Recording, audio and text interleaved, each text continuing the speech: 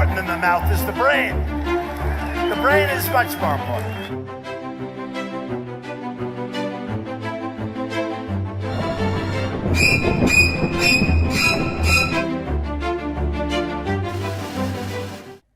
Liar in Chief was a great archive of these political memes. I thought it did a great job of showing the artistry behind these political memes and just how well they construct the past for you and sort of go through all of these stages of Trump's presidency through these memes. Really a huge shame that they were deleted off of Instagram because it's such a treasure trove of, in a way, articles. I mean, you say picture says 1,000 words, and that's true here, especially.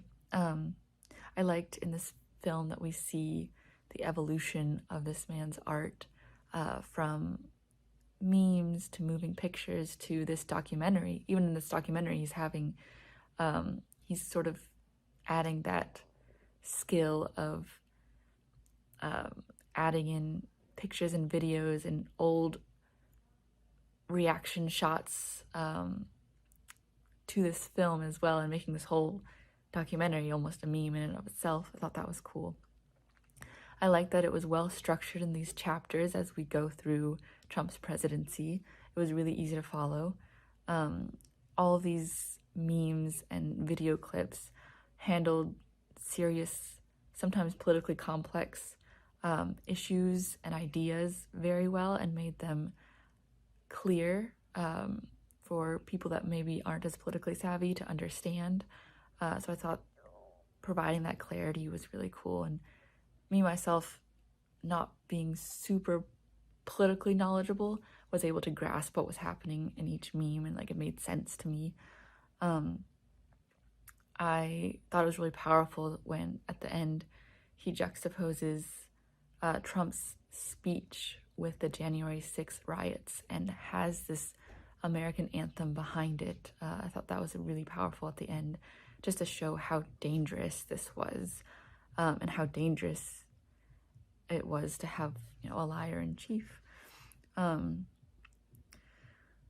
Yeah, I thought the ending was very unfortunate, that he had this Instagram account taken away from him and his freedom of speech was infringed upon with that. And it's sad that his log and commentary is gone from that.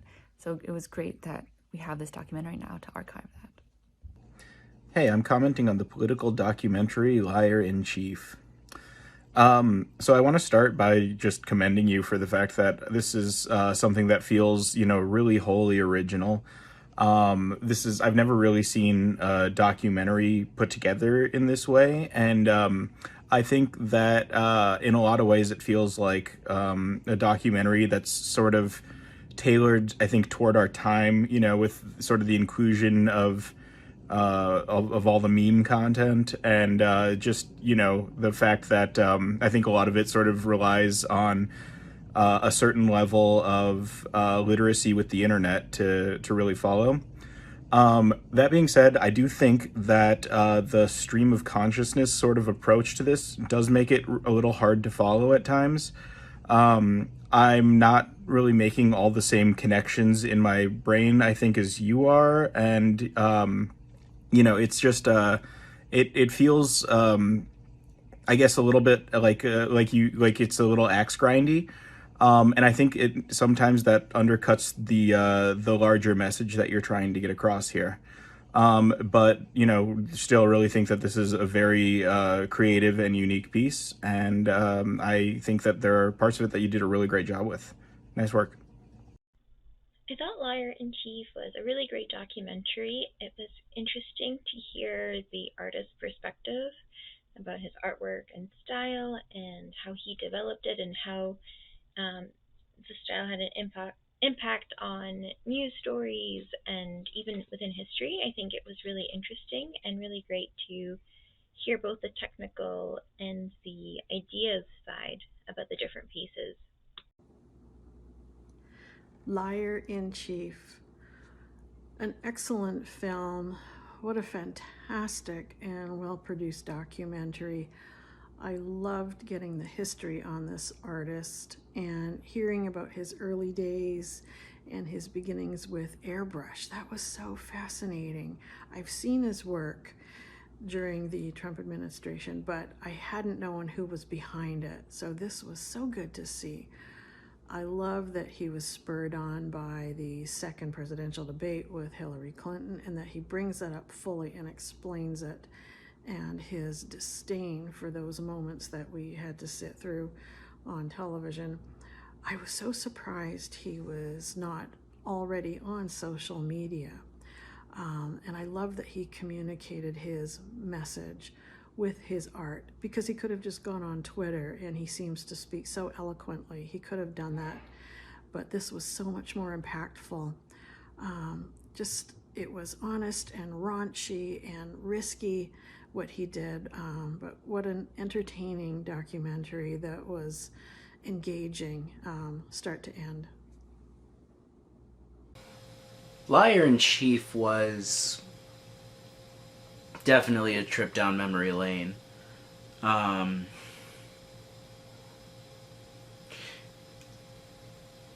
It was one line right at the end, but that one line spoke volumes to me.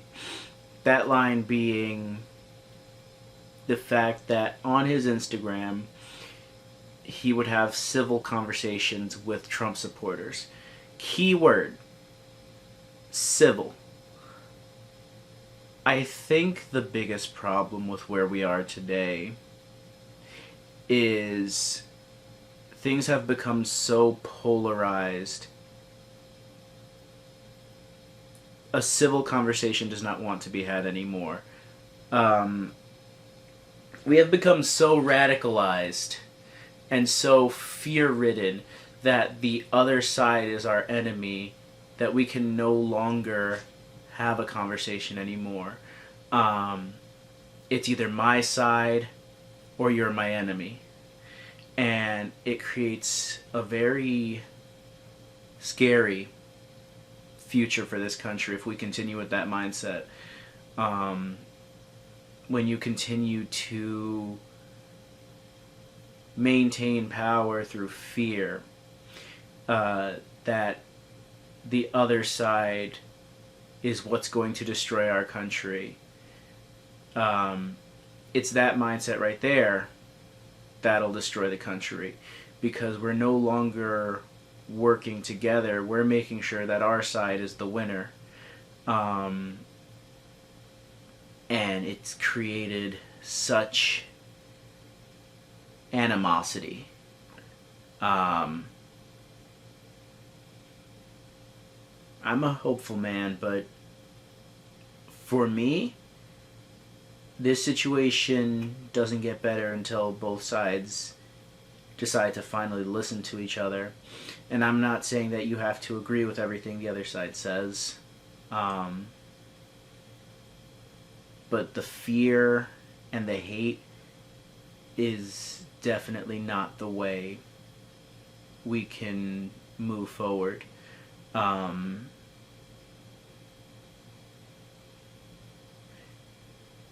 Definitely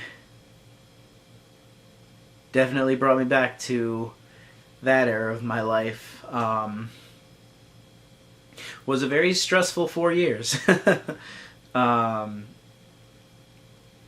And even today, doesn't feel like much has changed. It still feels like there's that animosity.